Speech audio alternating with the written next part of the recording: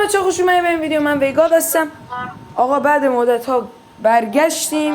دلیلم دارم، یه دلیل قانع کننده. آقا من الان واسهتون توضیح میدم که من چرا این همه مدت نبودم. آقا از این به بعد هفته یکی دو بار ویدیو داریم. آقا گوشی ما نمیدونم چرا یه بار داده بودم که سی پی یوش رو تعمیر کرده بودن. آقا دوباره همونطوری شد، دوباره اونطوری شد. علامت آلارم شارژش میومد ولی شارژ نمیشد. مثلا میزدم هر یه بار میکندم دوباره میزدم، یکی دو درصد شارژ میشد دیگه نمیشد. گفتم الان میزنم گوشی رو میسوزونم، هی خاموش میشه هی روشن میشه. خلاصه دیگه هیچ، دیگه حال نشیم ببریم تعمیرگاه و اینا. یه 2 هفته همینجا خوابید گوشی. آقا بعد 2 هفته دیگه خسته شدم، گفتم سیزن جدید آلکا اومده. ما میگم آلکا، سیزن جدید کالاف اومده، ما بریم گوشی رو درست کنیم و که دیگه بریم تو کار بازی. آقا رفتیم دادیم درست کرد. اول گفت از سوکتشه که واقعا همچین چیزی نبود به نظر خودم. آقا گوشی رو الکی باز کرد، سوکت رو نگاه کردید سالم، گذاشت اونجا 300 تومن پول گرفت. آقا الان دیگه میدونم تو این دور زمانه 300 تومن پولی نیست، ولی خب میگم داداش تو دست نزدی به سوکت، چرا خب 300 تومن گرفتی؟ یعنی گوشی رو تو باز کردی، همون گوشی رو به من تحویل دادی. اون روزی که آوردیم شارژ داشت، چند دست بازی کردیم، بعد آقا دوباره دیدم همونطور دیگه شارژ نمیشه. خلاصه آقا دوباره یکی 2 هفته اینجا موند، حوصله نداشتیم و فلان. دوباره بردیم تعمیرگاه. نه اونجا نبردم، یعنی دیگه حوصلم سر رفت، دیگه بردم دیگه. واقعا حوصلم سر رفت دیگه، داشتم به خدا گریه می اومدم از بی کالافی. انقدر دور از کالاف موندم داشتم گریه می کردم، یعنی گفتم خدا. حالا دم این رفیقام کم گرم، بعضیاشون دادن یه ذره من بازی کردم، هاد و سنس خودم رو شیدم.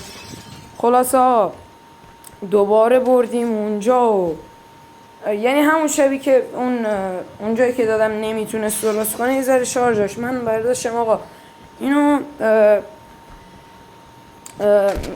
میخواستم کالاف بروز رسانی کنم. دیدم بروز رسانی نمیشه.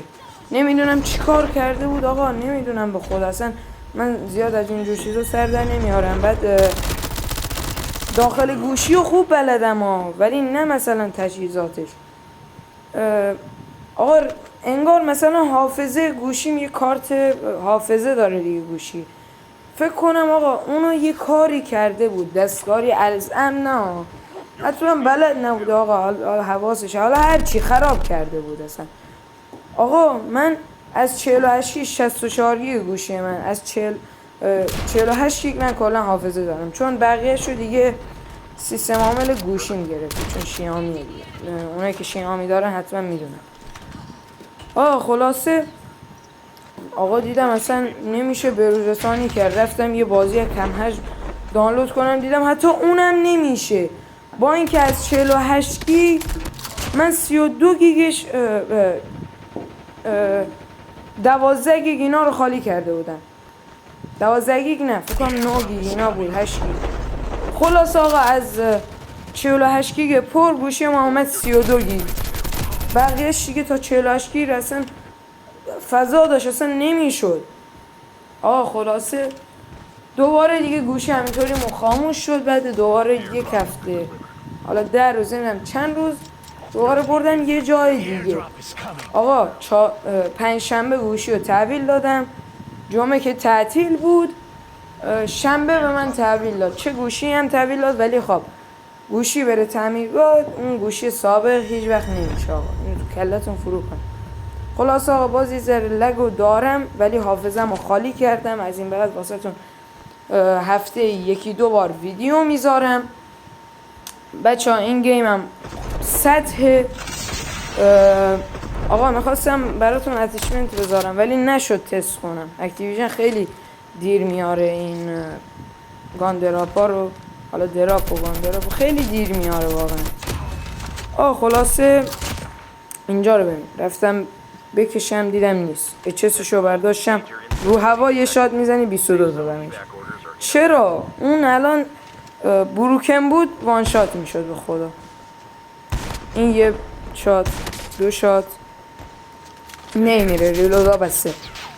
بعد با کریکسیکس چی گفتم؟ آقا وایسه، کریکسیکس زدمش.